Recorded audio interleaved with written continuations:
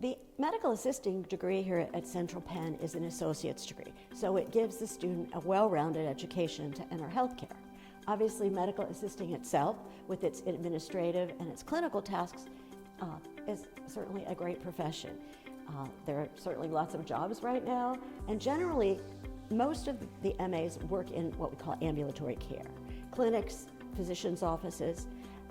Once you finish, or once one would finish, they can also get jobs in hospitals and things like that. But the education itself is designed for outpatients.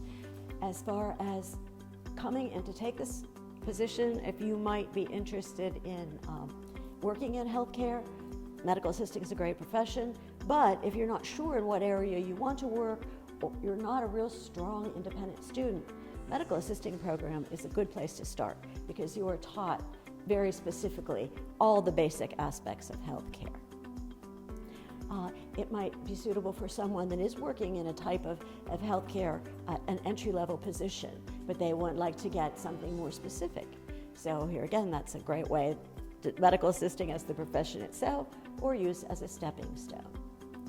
And as an associate's degree, here at the college, one can go on for a bachelor's degree. We've got healthcare management, which here again leads to the skills of sort of mid-level management in the healthcare system. And we also have healthcare administration. And that obviously is kind of working in the healthcare field, but at a more top of the line, overlying area.